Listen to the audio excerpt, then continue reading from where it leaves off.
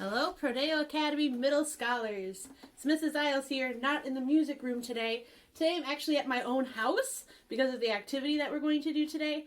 I have to share some things here with you, and it was easier to bring you here than for me to bring all this stuff to the school.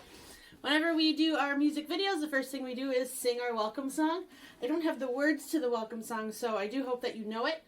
If you haven't yet learned the welcome song, go back and watch our week 1 videos, and that'll help you learn a little bit faster. So here we go. Singing all together, singing with delight, scholars here together, futures looking bright. Everybody singing a song, everybody singing a song, everybody sing all day long, everybody sing all day long.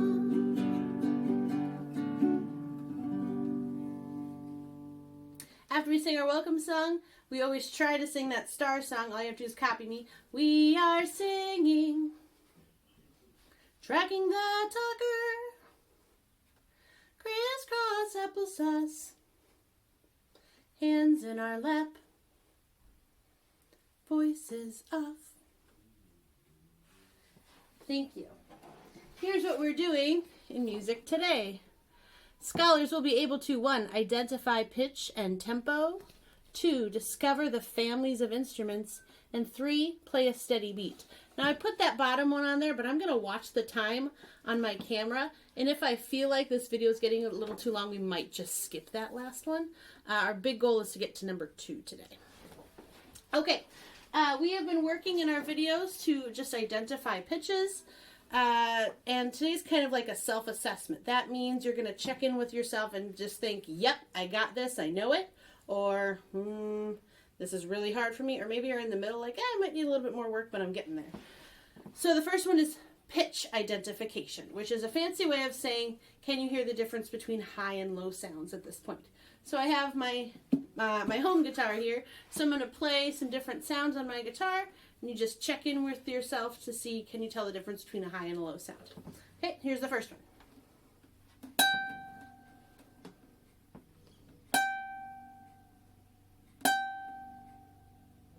That's a high sound. How about this one?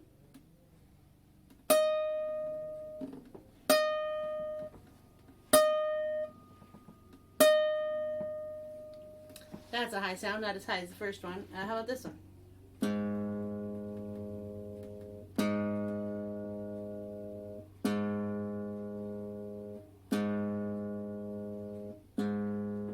That's a low sound. We'll do one more.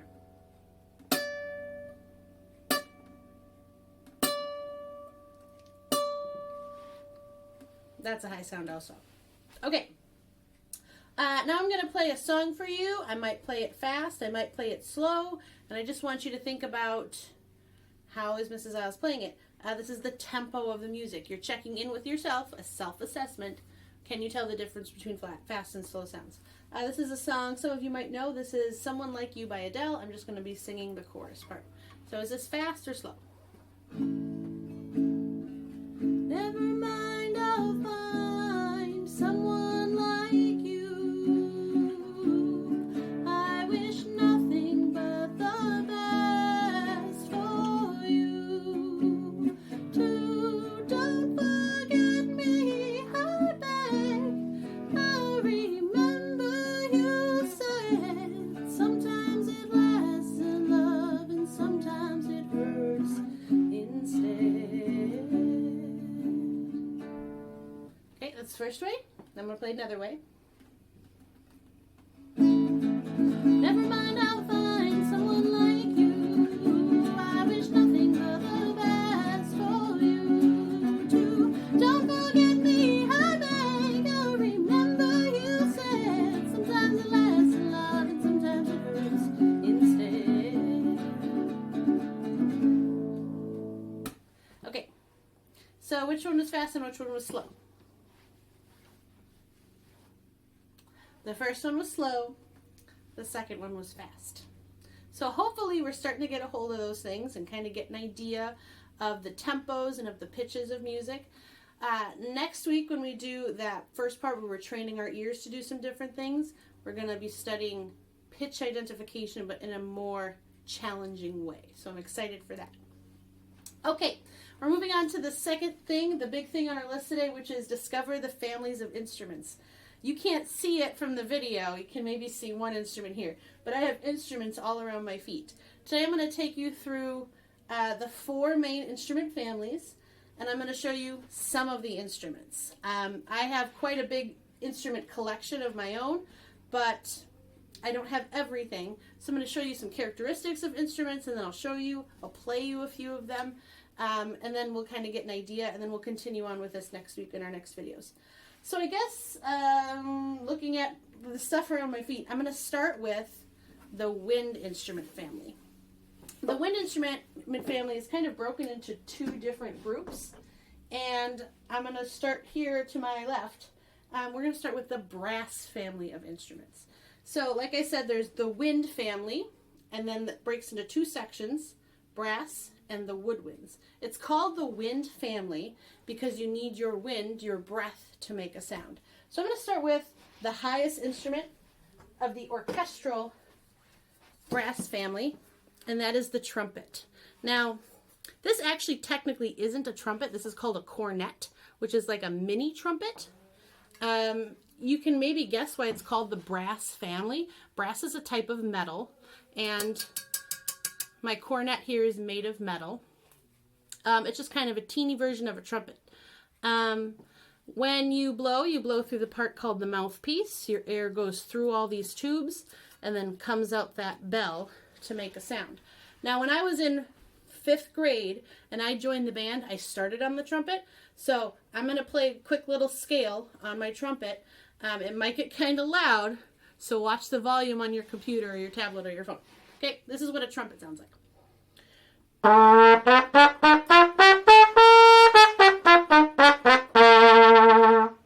Now, usually in the brass family, the goal is to make a big, loud sound. That's why it has that flared bell, so all that sound comes out at you. So that's one member of the brass family. The next instrument I have is called the French horn. When I was in, I want to say 10th grade, I switched to the French horn. It's a little bit bigger. It makes a little bit of a lower sound. But it's a lot like the trumpet where I blow through that mouthpiece. The air goes through all these tubes and then comes out the big bell at the end. Now, I didn't talk about this on my cornet, my trumpet, but it has these things called valves. And when I press down those valves, it opens or closes these tubes to make the air flow through a longer distance or a shorter distance. I'll play a little bit on the French horn. It sounds like this.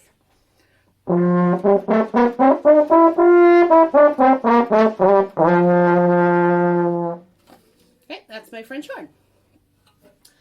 The last instrument from the brass family that I have is a trombone. Now, when I went to college, I was supposed to learn how to play all the different instruments, and I never really learned how to play the trombone. So I just have kind of been learning on my own, so I could just make a couple sounds. But just like the other 2, you blow through that big mouthpiece. This mouthpiece is bigger than the others. It flows through this long tube and then comes out the bell. The trombone is different because it doesn't have valves. It has this thing called a slide. And that's what changes how long or how short the instrument is. When I pull it out, the instrument gets really long. And then when I pull it in, it gets a little bit shorter. So I'm just going to make a couple little sounds on the trombone just so you hear what it sounds like. I'm going to put the bell right at you.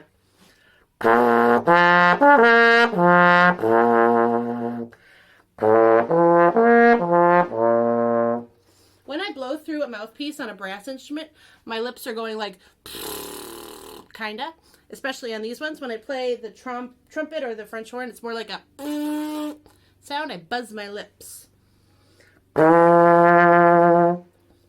So that is the brass family of instruments. One of the members of the wind family. So it's the wind family, brass family, wind family, woodwind family, which I'm going to show you now. I'm going to start again with the highest instrument of the woodwind family, and that is the flute. Now, like I said, when I was in school, I played the trumpet and then I played the French horn, so I am very much a brass player. I can play a couple little sounds on woodwind instruments, but I'm not going to make a lot of sounds on the 3 that I'm going to show you just because actually my reeds are broken, which I'll show you in a minute. Okay, but this is a flute. To play a flute, you have to blow into this hole, and maybe at home you've ever taken like a pop bottle and blown down into the top to make a sound. That's how you blow into a flute. You just blow straight down into that hole. The air goes through, and then instead of valves, it has these keys. And when I press the keys down, it opens or closes those holes in there. And that's what makes the instrument longer or shorter. I can make maybe a little squeaky sound on a flute. Sounds like this.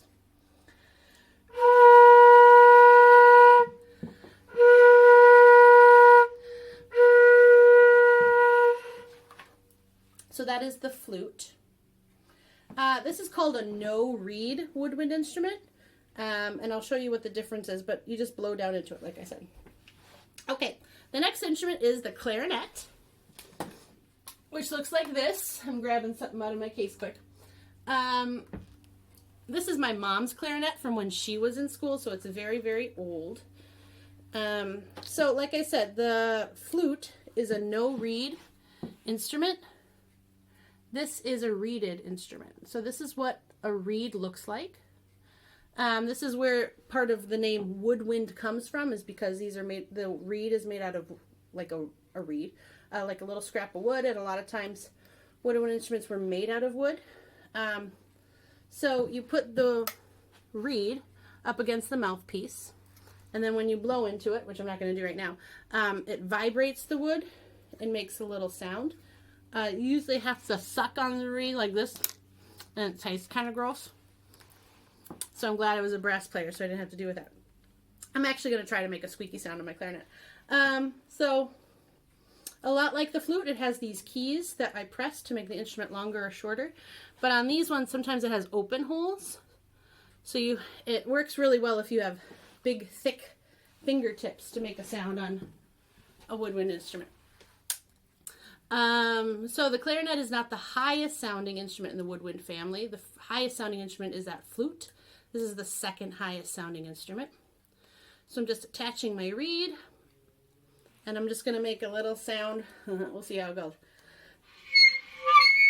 Ooh, that's squeaky. I'll drag him.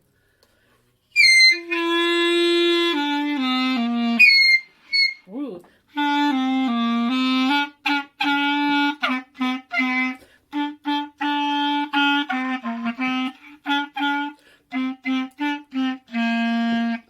Ooh, it got kind of squeaky. All right, so that's what a woodwind sounds like. The clarinet is kind of a mellow sounding instrument, a little bit calmer. All right, the last instrument I have from the woodwind family, I don't have any reeds for, so I know I cannot make a sound on it, and that is the saxophone. This is my husband's saxophone I'm going to show you. And the saxophone is an instrument that was invented a little bit later. So you might see these in concert bands, marching bands, but when you maybe would see an orchestra play, you wouldn't really see a saxophone because it hadn't been invented when orchestra music was playing around. It's got keys, just like the flute and the clarinet have. Just like all the instruments, you blow through a mouthpiece, it goes down, and then it comes out the valve. You can hear some really cool jazz music played on a saxophone. I wish I could play you a couple sounds, but like I said, I don't have the reed to make the sound work. So that is the saxophone. It looks kind of cool. All right, so that takes care of the two families in the wind section. We had the brass family and the woodwind family. I think the next one I'm going to go to is the string family. I have 3 instruments to show you in that one.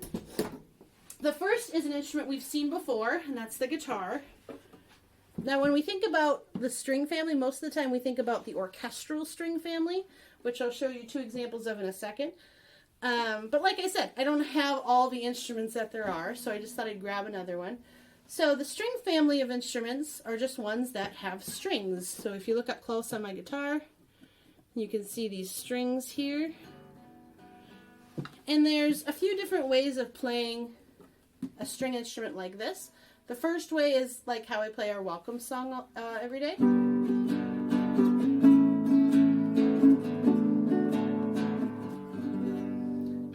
That is called strumming the instrument. The other way is a little bit different. It sounds like this.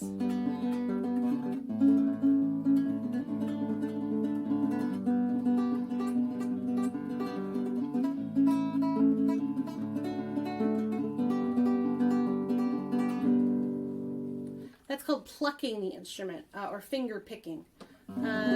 You hear a lot of string instruments like this guitar, maybe as an accompaniment instrument, which means maybe somebody is going to sing a song and I'm going to play this instrument in the background. There's way more instruments that are similar to a guitar. You might have heard of a ukulele before. There's a mandolin. There's a bass guitar, which looks a lot like a guitar, but it's very low sounding. There's a sitar. There's a balalaika. There's many different kinds of instruments that are similar to a guitar based on the different culture you're from or the different region that you're from. But guitar is probably the one that's most well known, especially in popular music. Okay, I have to step around some instruments to show you the next one. And the next one I'm going to show you is a little bit wacky just because of the color that it is. Pardon me as I step around all these other things. This is my violin, and it is kind of wacky because it's green. I've never really seen a green violin played anywhere professionally, but this is my green violin. I just got it recently, so I can't really make much of a sound on it. I did take a violin class in college, so I'm going to try to make a little squeaky sound. It's not going to sound very good, but that's okay. So there's two main ways of playing a violin. The first is called pizzicato, which is kind of like that finger picking or plucking the strings that I did on the guitar. You just pluck the strings. The other way is called bowing. So here I have my violin bow, and a violin bow is made of a stick, and then that stuff there is like horse's hair. And you pull the bow across the strings to make a sound. You can't really hear it right now. You're supposed to put some sticky stuff on the horsehair to make it sound, but I don't have any right now. You can hear a little bit. So the violin is the highest instrument in the orchestral string families. When I say orchestral, I mean orchestra. And there are four main instruments in the orchestra that are part of the string family. They are the violin, the viola, the cello, and the bass, upright bass. The violin is the highest sounding one. It usually is what carries the melody, which is the main tune of the song. Now a violin has, I don't know if you can count that, 4 strings. 1, 2, 3, 4. A guitar has 6 strings usually. Sometimes it has 12. It has this scroll at the top. And then these black things here, these are called the tuning pegs. And that's what makes sure that the strings are in tune, which mine is not. It has this black piece here that's called the chin rest. When you play a violin, you hold it up like this. And you pull the bow across the strings to make a sound. And I wish it would make a sound now, but it's not gonna. So that is the violin. Usually not green, usually some kind of brown color. And you'll see that with the next instrument that I'm going to show you. My cat just walked in. I apologize if he makes an appearance. Okay, the last instrument I'm going to show you from the string family is my husband's cello, which is, I think, the biggest instrument I'm going to show you today. The cello just looks like a big violin. This is more what the usual color of a violin would be. And I can't play this one because it's kind of broken also. But just like the violin, it has 4 strings. It has the scroll with the tuning pegs to make the strings sound right. This one you don't put up by your chin. I think I might hurt my neck if I did that. This one sets on the ground and you play across the strings this way. Now, you might notice, I hope you do, that the cello is a lot bigger than the violin. And there's a rule in music that's almost always true. is that the bigger the instrument is, the lower the sound. I'm going to say that again because it's important. The bigger the instrument is, the lower the sound. So the cello is pretty big, so it's going to make a lower sound than that teeny tiny little violin that I just had. Okay, so that's a cello. Like I said, there was violin, the green one. Then the viola is the next one in the orchestra. The orchestra looks a lot like a violin, and maybe sometimes if you're far away you couldn't really tell the difference. It's a little bit bigger, it's a little bit lower. Then there's the cello, lower still. And then the last one is an upright bass, so I'm going to set my cello on the floor. If I had an upright bass, it would be about this high. It's taller than I am. And you play it with a bow or pizzicato with plucking, and you hold it upright on the floor. It's a really big, really cool instrument. Maybe one day I'll get to add it to my collection. Okay, so that's the third family of instruments. We have the brass family and the woodwind family, which are both kind of in the wind area. We have the string family with my guitar and my violin and my cello. The last family I'm going to show you is the percussion family, which I think is probably the largest family just because there's percussion instruments all over the place. I'm going to start with the two instruments closest to me because I want to get them out of my way. The first one I'm going to show you is called a snare drum. And the snare drum is a lot of times in popular music maybe what you hear keeping some kind of groovy beat. A drum looks like this. This part that's kind of like a dirty grayish white color, that's called the head of the instrument. And that's what you usually hit when you play a drum. Okay. Snare drums are meant to be very loud and to kind of pierce through the air to make a sound. So I'm just going to play kind of a little rhythm pattern, which we'll talk about soon, on my snare drum.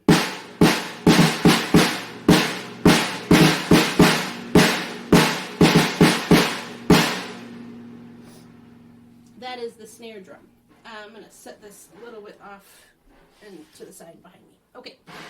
The next instrument I have is called a tom-tom, or a floor tom, actually.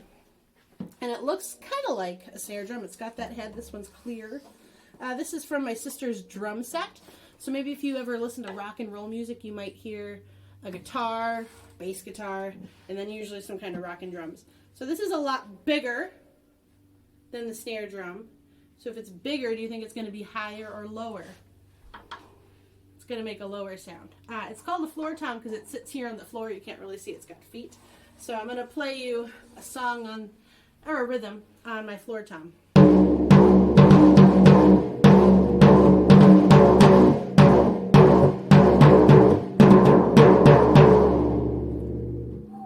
Ooh, that filled the house with noise just now, and that's okay. Okay, so those are the two drums that I had to show you today. There was a snare drum, there's the floor tom, there's so many different other ones. There's bongos, there's conga drums, there's the bass drum. There's so many different kinds of drums. I have a talking drum in my music room here. There's so many different kinds, but those are the two I'm going to show you today. The next instrument I'm going to show you is kind of goofy. The piano is a member of the percussion family. Now my piano is just a little keyboard that I left at school at Prodeo. So the only piano I have is my little toy piano, but I think it kind of gets the idea across of what a piano is. So this is my little toy piano. I'm just going to show off a couple things. On a piano you have black and white keys that you press to make the sound. This is meant for little kids, but I just thought it was cute, so I bought it at the thrift store when I found it. Inside a piano, it has, I wish I could open this to show you, it has a bunch of strings inside. Maybe when we're back on campus I can show you the inside of our classroom piano. But there's a bunch of strings inside, so when I press one of these black or white keys, there's a little hammer inside that hops up and hits the string. And that's what makes the sound.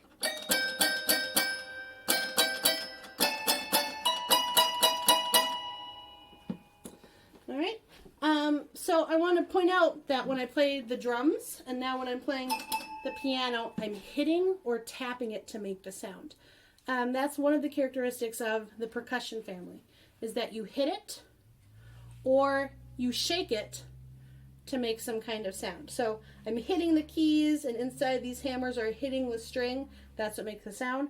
When I played the floor tom and the snare drum, I hit it with a drumstick to make a sound. So now I have these instruments that are called auxiliary percussion, which just means handheld percussion, pretty much. So I have a whole array on my little chair back here. The first one I think I'll show you is this one. It's called a woodblock, which is pretty much exactly what it sounds like. It's a block of wood that you hit with some kind of mallet or striker.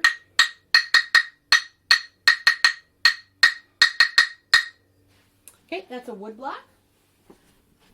I hit it to make sound. Then I have these instruments. You might remember me playing rhythm sticks earlier. These look a lot like rhythm sticks. This is a Latin American percussion instrument called ClaVES. And to play them, you hold them like I always say like you're holding a hot dog bun and you want to squeeze some ketchup on there. You don't want to get ketchup on your fingers. So you hold them like that. Tap them together. So those are ClaVES. You hit them to make noise. I have a few more. This one is named after the shape. This is called a triangle.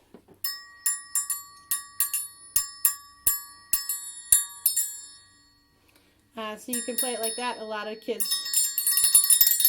like to play it like that. Whenever I hear the triangle, I think of in like old movies and old TV shows when moms were calling their children for dinner. Dinner! That's what I think of when I think of a triangle. I hit it to make noise. The next things I'm going to show you are two different kinds of bells. And these, kind of like I was saying before with the string instruments, is that there's different kind of instruments based on the culture that you're from or the part of the world that you're from. So this is called a gankogi. This is a traditional instrument from Africa. And this is called an agogo bell, which is a Latin American instrument. These are both bells, and you play them by making sound. Remember we said that the bigger the instrument, the lower the sound. So on this one there's a big bell and there's a little bell. So which one do you think is going to be low? Which one do you think is going to be high?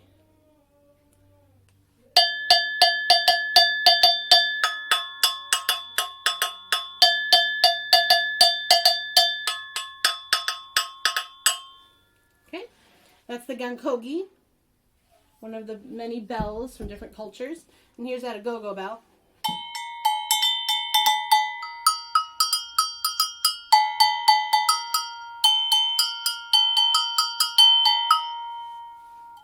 Kind of makes a cool sound. I hit both of those to make noise, just like many percussion instruments. Okay, the next one is called a Huiro.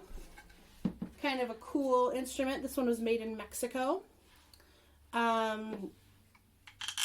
have another one of these that looks like a frog, because a lot of people think that the Huiro sounds kind of like a frog.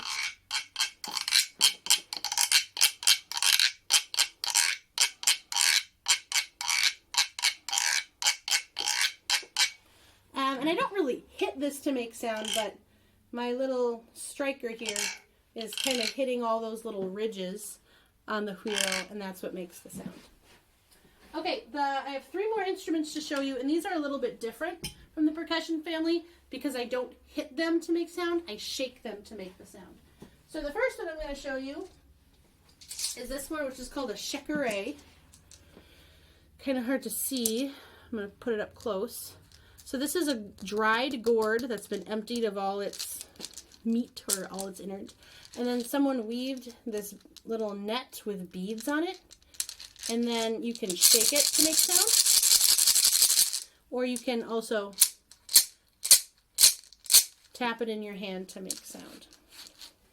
I want to point out this one, and actually a lot of these instruments, I found at the thrift store. So if you think instruments are kind of cool, keep an eye out at the thrift store because I see instruments there all the time.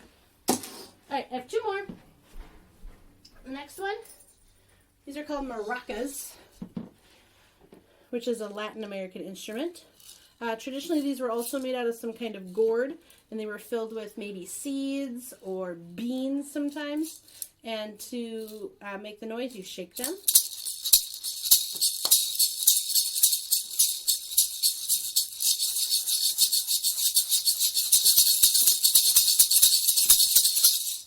Yep, they make a kind of a cool, I don't know, light, I think, airy sound, which is pretty cool. I see maracas at thrift stores all the time, and they usually come in some cool colors. I like this one because it kind of reminds me of the flag of Mexico, which is pretty cool.